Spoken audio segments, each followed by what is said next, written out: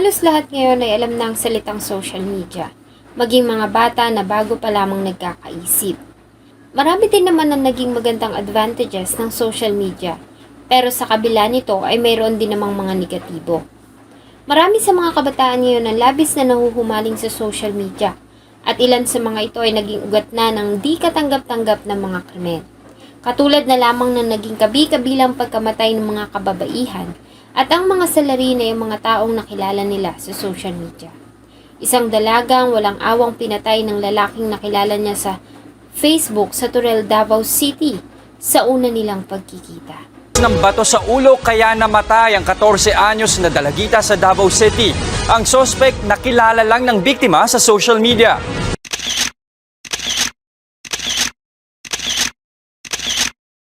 Bago ko po ipagpatuloy ang ating kwento, sa mga bago po sa channel ko at nais sa mga ganitong klase ng kwento ng krimen na nangyayari sa loob at labas ng ating bansa ay maaari pong pakipindot ang ating subscribe button at notification bell para ma-notify kayo pag may mga bago tayong upload na videos.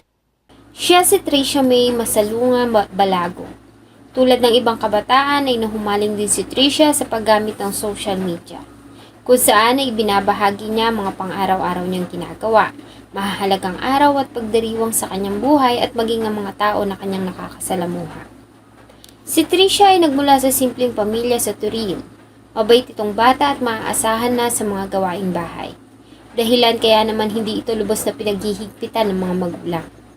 February 6 noon ang huling makitang buhay ang dalaga. Matapos ang gawain sa bahay, ay nagpaalam ito sa kanyang ama na pupunta lang sa bahay ng kanilang lola na di naman kalayuan, kaya naman pinayagan niya ito.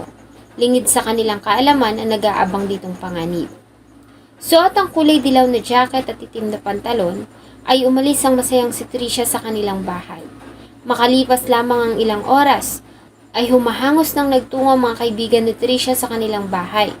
Nang tanungin ito ng kanyang ama, ayon sa kanila, ay kailangan nilang hanapin si Tricia. Tumawag umano kasi ito at sa tawag ay paulit-ulit itong humingi ng tulong bago tuluyan ang tumahimik. Walang nakakaalam kung saan ba ito nagpunta at sino. Ito sila dito sa balay. Merong pumunta sa bahay at sabi, hanapin na daw si Tricia. Sumigaw na daw ito ng tulong nang tumawag sa telepono. Para huling salita niya yun. At ayun, nagmamadali kayong may humanap ng motor para hanapin siya. Sakay ng motorsiklo ay nagtulong-tulong sila sa paghahanap. Bagamat hindi pa man nagtatagal ang ginagawang paghahanap, ay agad na nilang natanggap ang masakit na balita na natagpuan na ang dalaga subalit wala na itong buhay. Sa isang masukal na damuhan sa gilid ng kalsada na sakop pa rin ng Barangay Bato, Turil, Davao City, ay natagpuan ang nakahandusay na katawan ni Tricia May. Intak ang suot nito subalit dugoan nito sanhi ng malalaking sugat na tinamo nito sa kanyang ulo. Sa ginawang investigation ng PNP, ay agad din namang nagkalinaw ang kaso. Matapos na lumapit sa kanila ang dalawang mahalagang testigo na malaki ang naging role sa pagkakasolve ng kaso. Pagdating sa crime scene ay agad na nakapanayam ng mga investigador ang isang lalaki na naglahad sa kanila ng kanyang nasaksihang krimen. Ayon sa kanya, naglalakad siya sa madilim na bahagi na iyon ng kalsada nang may marinig siyang nagtatalo. Maya-maya pa ay narinig na niya ang paghingi ng tulong ng isang babae. Nang kanyang tignan ay nakita niya mismo nang walang awang paghahampasin ito ng isang lalaki. Bago ito mabilis na umalis sa lugar, nang lapitan niya ang biktima ay hindi na ito humihinga, kaya naman agad siyang tumawag ng tulong. Ayon sa matalik na kaibigan ni Tricia, na tinago nila sa pangalang Christine, ilang linggo pa lamang ang nakakaraan nang may nakilala si Tricia na lalaki sa social media na may profile name na Jason Dimahi.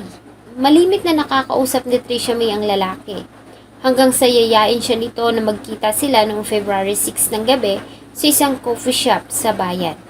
Around 7 p.m., ayon sa kaibigan ni Tricia May na si Christine, ay tumawag sa kanya ang kaibigan para ibalita ang naging unang pagkikita nila ng ka-chatmate. Subalit ayon sa kanya, nadismaya ang kaibigan na si Tricia dahil sa ibang itsura ng lalaki na makita niya ito sa personal.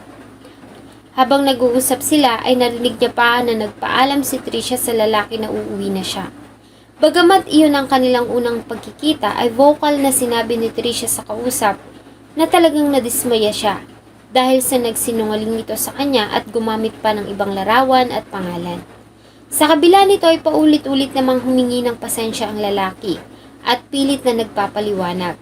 Sinabi pa nito na wala siyang masamang intensyon sa kaibigan, bagamat nagawa niya lamang umano iyon dahil natatakot siya na hindi siya magustuhan ng dalaga. Sa kabila ng pagtutol ng kausap, ay umalis na si Tricia sa coffee shop. Subalit sinundan pa rin siya ng lalaki hanggang sa magkaroon sila ng pagtatalo. Ang huli niya na lamang narinig ay ang paghingi ni Tricia May ng tulong.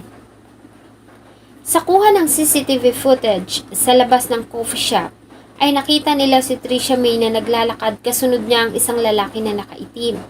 Sa enhanced photos nito ay agad din namang nakilala ang salarin na si Jason Tugahan, 22 years old. Dahil dito ay hindi na sila nag-aksaya pa ng oras at agad na nagsagawa ng hot pursuit operation. Di naman sila nabigo dahil agad din nilang nahuli ang suspect. Sa pagkakadakip kay Jason Tugahan ay agad din naman nitong inamin ang ginawa.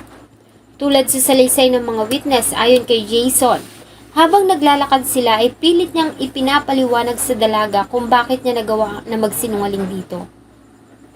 Subalit hindi ito nakinig at ilang beses siyang pinagtabuyan at tinulak. Mas nagalit umano siya nang simulan siyang saktan nito at kalmutin ang kanyang mukha. Kasunod ng mga panlalait nito sa kanya gaya na lamang na pagsabi na pangit siya. Ayon sa suspect ay nandilim ang kanyang paningin at nagawa niyang matulak ang dalaga. Dumampot siya ng bato at ilang ulit na ipinalo ito sa ulo ni Tricia hanggang sa tuluyan na nga itong mawala ng malay. Di sana mangyayari sa kanya yun kung di niya ako pinagmumure. Sinabihan pa akong pangit ako. Napikon ako kaya nagawa ko yung krimen. Sa resulta ng ginawang analysis, napag-alaman na namatay si Tricia May dahil sa severe brain traumatic injury. Ito ay ang malalala at malalaking pinsala na tinamo niya sa kanyang ulo na siyang naging dahilan ng agaran niyang kamatayan. Dahil dito, si Jason Tugahan ay agad na sinampahan ng kasong pagpatay sa prosecutor's office ng Davao. Bagamat paulit-ulit siyang humingi ng tawad sa pamilya ni Tricia May, ay hindi na niya maibabalik pa ang buhay ng dalaga.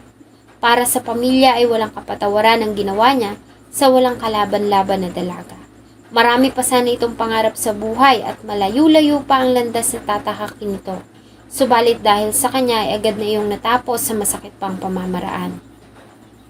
Isa lamang si Tricia May sa mga naging biktima ng mga lalaking nakikilala online.